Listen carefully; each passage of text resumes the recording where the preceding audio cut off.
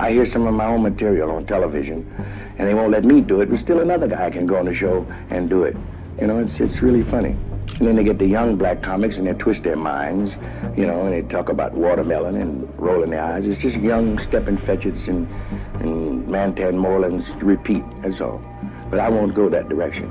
Only reaction was sort of one of, ooh, don't do that, or you can't do that kind of stuff here, and you know, wherever I was appearing. I got mixed reactions. Because you on Bernie. And I know the truth. You think I'm gonna let you on Bernie and then come get me? I'm the next king? Recently, it came to light that Red Fox allegedly warned Bernie Mac about the dark side of the industry and its top players like Oprah, Tyler Perry, and Diddy. Everyone must get involved to correct some of the things that are really wrong, you know, and there are things that are wrong, you'd admit it. I do, because I see the truth. So did Fox know something we don't about how these elites control the game, steal jokes, and blackball those who don't play along? 2 important roles in a Broadway show, 1 role in a movie. It would have made a difference to me, but I just couldn't accept the part that they offered me, you know. See, Fox often claimed that those in power were stealing jokes from lesser-known comedians. A lot of people figured, you know, well, here's a guy that's doing something that's brand new. Whereas for years, you know, I had been doing it myself, you know, as being in the right place at the right time. So is it possible that speaking out against this theft led to his downfall? He spoke so openly about the industry's dark side. Could this have been the reason he was blackballed? There are a lot of things to be said, and I say it in a helpful way, you know. Or was it a hidden warning to Bernie Mac? You see, Bernie has also faced similar struggles. Despite his immense talent, he fought for years to get his own TV show. Because you on Bernie. And I know the truth. You think I'm gonna let you on Bernie and then come get me? I'm the next king? F you. But why was he consistently overlooked while others like Steve Harvey landed multiple shows? And even after winning an Emmy and garnering high viewership, Mac constantly battled to keep his show running. Was there something more sinister behind the network's reluctance to support him? Steve was scared of him. They had differences. No, they ain't had no difference. Bernie's never gonna come at you any kind of way but a gentleman. Even Mac had often joked about the industry's inner workings, but was there a deeper truth behind his humor? Do I have a television show? No. I'll hold him, man. I ain't got no television show. Why? Because you scared of me. Could his show have been canceled because he was subtly exposing industry secrets? Scared I'm gonna say something.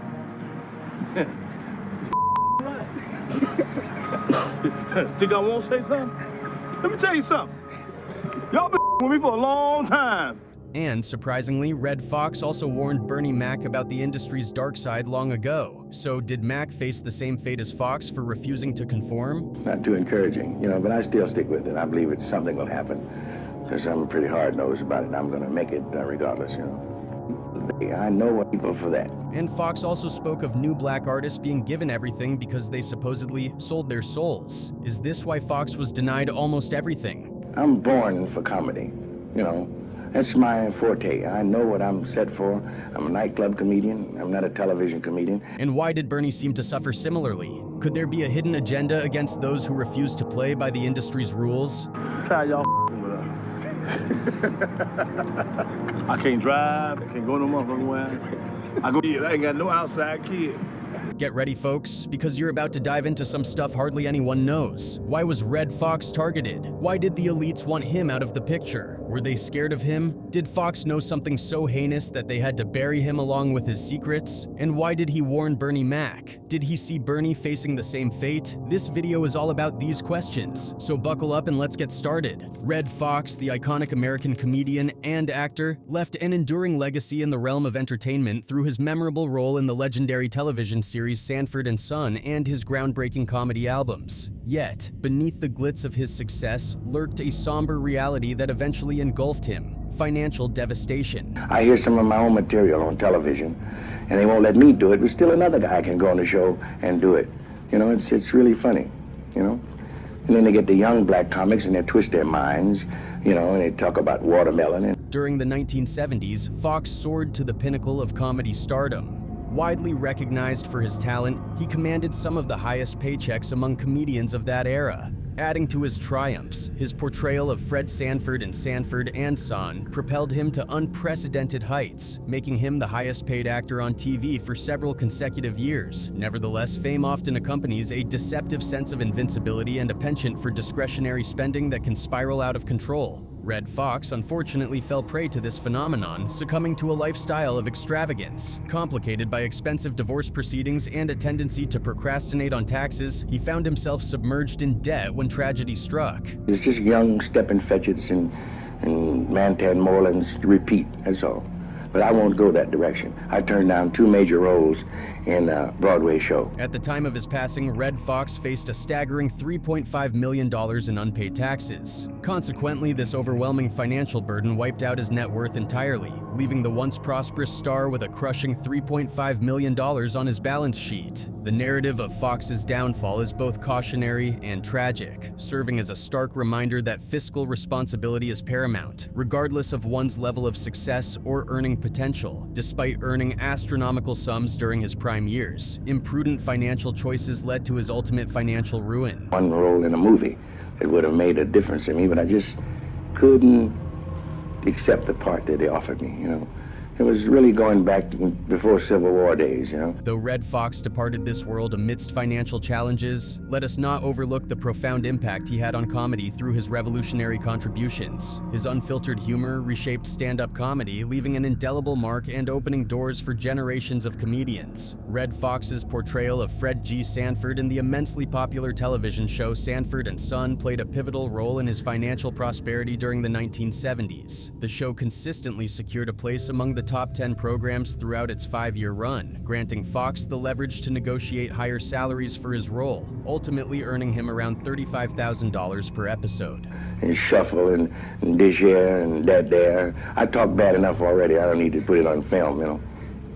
Not for money, you know. Foxx's stellar performance on Sanford and Son earned him 6 Emmy Award nominations, underscoring the significant impact his character had on both audiences and critics. While he didn't secure any Emmy wins, these nominations solidified his status as one of the most recognizable figures on television during that era. Despite the financial success enjoyed during this period, it's crucial to recognize that Foxx encountered substantial financial challenges later in life, ultimately filing for bankruptcy protection in 1983 due to accrued debts. Certainly, there is no denying the profound impact Sanford and Son had on Red Foxx's financial success in the 1970s. The show not only allowed him to amass a significant fortune, but also solidified his position as one of the highest-earning television stars of that era. Through his portrayal of Fred G. Sanford, Foxx showcased his comedic brilliance, winning the hearts of audiences globally. Give me my money. No, I said no. No, I want my money. I said no. Now get out of here.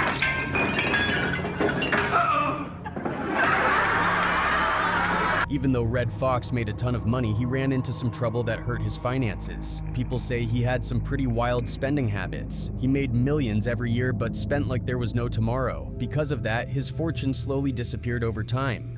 No, I think television true with me. I've been away from television 2 or 3 years and no one's called me to do anything. I guess they think that I'm just Fred Sanford, and so if they don't have a part for Fred, there's nothing else left. On top of his wild spending, Red Foxx also went through multiple divorces that drained his bank account with hefty settlements. These payouts really hit his net worth hard at the time. Red also had major tax problems, making things worse. The IRS slapped him with tax liens for unpaid income taxes from 1983 to 1986, racking up a whopping $7 million bill. Penalties and interest made this amount even bigger, eventually leading to the seizure of his assets and vehicles. In the end, a mix of his extravagant spending, big divorce payouts, and serious tax issues, along with poor financial management, left Red Foxx with massive debt and a negative net worth when he passed away. Despite all these challenges, Red Foxx left an unforgettable mark on the entertainment world with his incredible performances, especially in Sanford and Son. His comedic genius not only entertained millions, but also helped him build a significant fortune during the 1970s. Yeah, some of my dearest friends now forgot Red Fox. They all call me Sanford. Like Slappy White and I were partners for many years, and now even calls me Sanford.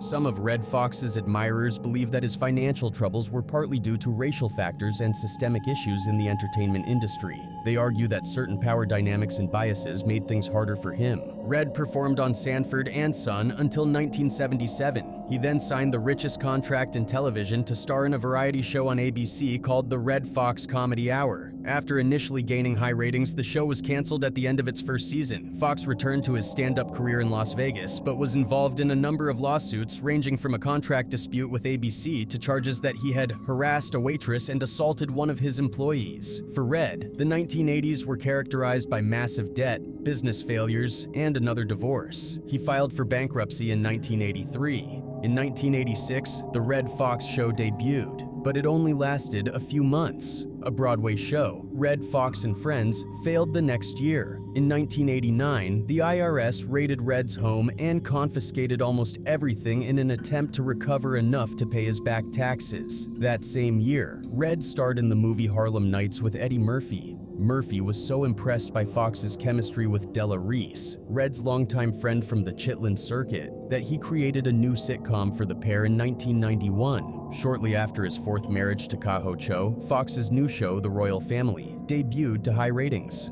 Unfortunately, Fox's marriage and career comeback were cut short by a stroke of fate. However, some of Red Fox's admirers have consistently held the belief that his financial downfall was influenced by racial factors and systemic issues within the entertainment industry. This perspective suggests that certain power dynamics and biases in the industry played a role in the challenges Foxx faced. In looking at Bernie's career, fans see no differences between both stars' fates. In 1977, Bernie Mac's comedy career took off when he joined the comedy club circuit. That same year, he married his high school sweetheart, Rhonda, and they stayed together until his untimely passing. Their strong partnership was a key part of his personal life as he navigated his journey in the comedy world. I've been doing this book tour, and it's like interviews. Dredging up a lot of stuff. Yeah, you keep on living this stuff over and over again, answering the same question. Following his breakthroughs, Bernie Mac became a fixture in a multitude of high-profile productions. In 2003, he graced the screen in Charlie's Angels Full Throttle and shared the spotlight with Billy Bob Thornton in Bad Santa, while also starring alongside Chris Rock in Head of State.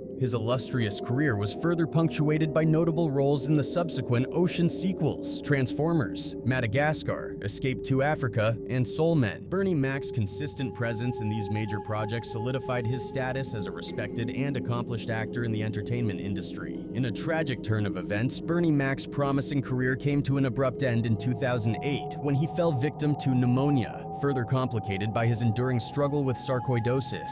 Diagnosed with sarcoidosis in 1983, just as his career was gaining momentum, Bernie Mac faced the challenges of this condition, which had also played a role in the passing of Football Hall of Famer Reggie White in 2004. While pneumonia was officially cited as the cause of Bernie Mac's untimely death, it is likely that sarcoidosis played a substantial contributory role in his declining health. Bernie had the N-word, which highly affected his immune system. Rhonda McCullough, Bernie Mac's widow, holds the belief that her husband's untimely passing could have been preventable. In response to this conviction, she has taken legal action by initiating a wrongful death lawsuit in Chicago, specifically targeting one of Bernie Mac's physicians. According to McCullough's legal claim, Dr. Renee M. Earls, a dermatologist responsible for addressing the skin issues associated with Mac's sarcoidosis, is accused of negligence. The lawsuit alleges that Dr. Earls failed to identify signs of medical distress or promptly seek emergency care when Bernie Mac visited his Chicago office on July 17, 2008, a mere 3 weeks before the comedian's tragic demise. She got up, man, I got up. She got out of bed, I got out of bed, you know.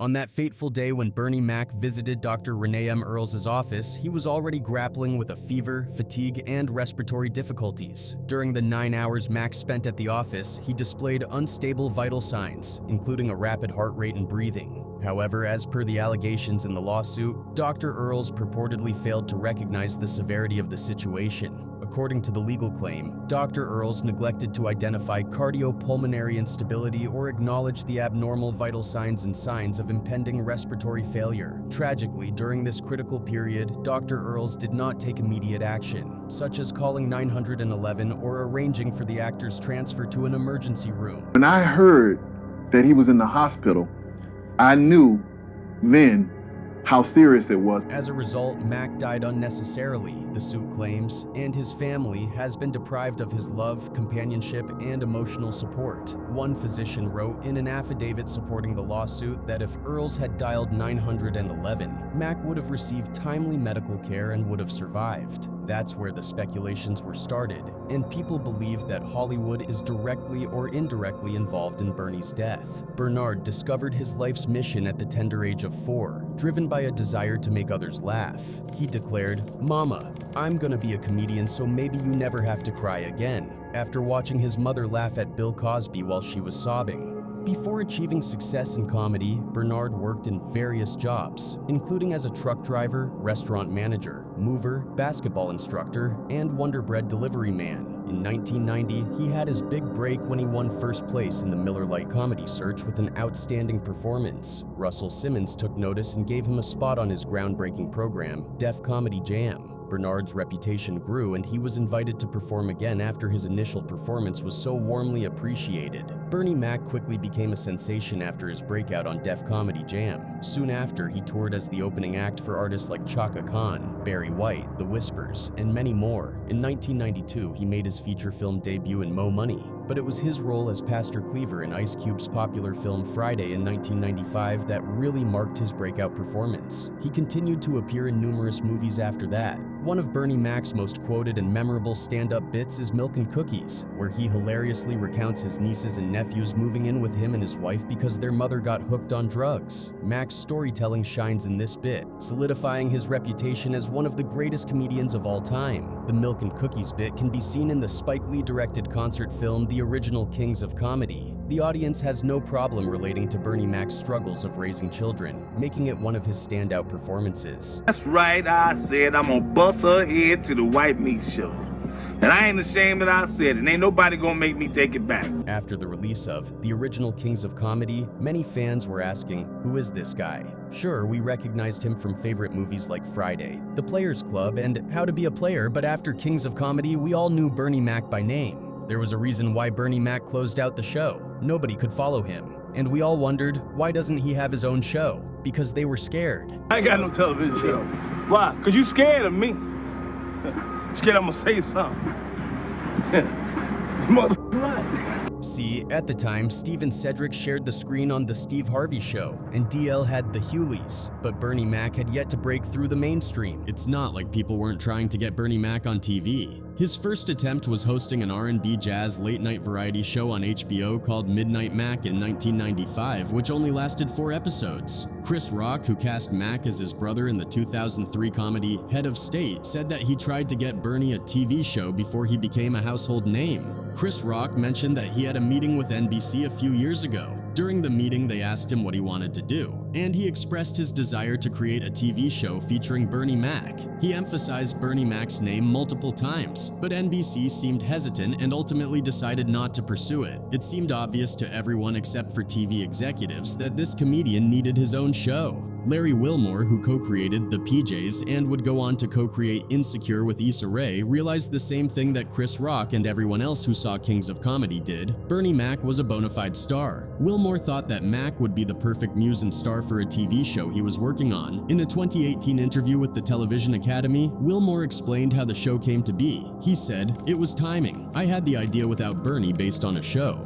There was a show on PBS called 1900 House, and people had to live as if it was 1900. He said, "They rigged cameras in the house. I wanted to do a show where it felt like we were observing this family rather than the action pushed at us. There was still resistance to the form of it," he added. "The form was so different and the rhythms were so different." According to Larry Wilmore's interview on The D.L. Hewley Show in 2019, "The network and I never saw eye to eye on what the show was because it was so different," he says. "In fact, after I was fired, I said in the press that we had creative differences. I was creative, and they were different." He adds, "I was never given the benefit of the doubt that I was doing something different. They always assumed I was incompetent and didn't know what I was doing, even though we are winning every award. So how those two things would happen is beyond me." His career continued, with several acting, producing, and writing jobs in shows like The Office and The Daily Show. In that same interview, DL confirmed that Bernie felt no one would give him an opportunity. He continued by stating that Wilmore was pivotal in the creation of the show because he didn't change Bernie, but he was able to present Bernie in a way that worked for him.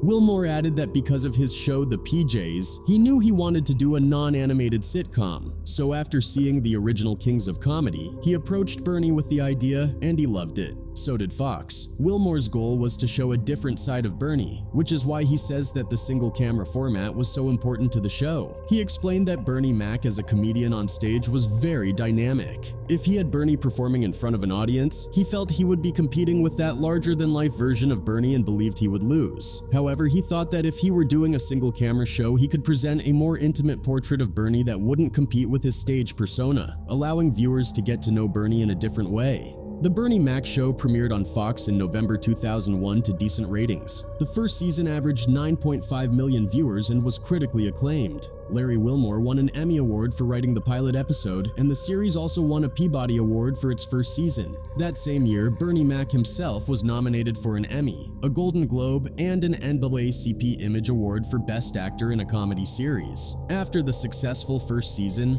Fox decided to air the show in direct competition with ABC's My Wife and Kids, starring Damon Wayans. The Wayans family sitcom regularly outperformed The Bernie Mac Show, averaging over 11 million viewers compared to Bernie Mac's 10 million. Although The Bernie Mac Show fell behind My Wife and Kids, its second season delivered higher ratings than the first season. Despite this improvement, the network still wasn't satisfied with the show, as revealed in an interview with the Television Academy. Larry Wilmore recalls the night he won the Emmy Award, where the head of Fox remarked, "Well, I guess now we can't fire him." Even before the second season premiered, Wilmore's relationship with the network had soured. He says that Fox tried to create a rift between him and Bernie Mac, and by the middle of the second season, they succeeded. In an interview, Wilmore speculated whether Bernie's personal struggles might have influenced the tension regarding who really created the show. Wilmore suggested that Bernie might have felt something was taken from him. As their relationship deteriorated, Wilmore felt there was no longer any reason for him to stay, leading to the network firing him in the middle of the season. But it seems like Red Fox was always aware of these execs and their moves, and he constantly kept warning the upcoming comedian to be aware of such comedians. One person wrote, "Bernie Mac is definitely missed. He definitely was raw with it, but you have to appreciate it's not just the way he said real-ish. It was the way his body language would do the talking. Not many comedians have that gift." Another one added, "Man, I hate when networks shuffle shows around. It's almost like they're trying to sabotage the show, and they mostly do this with black shows." So seemingly Bernie also became the target of these networks, but despite it, people never forgot his legacy that serves as an inspiration for many young comedians.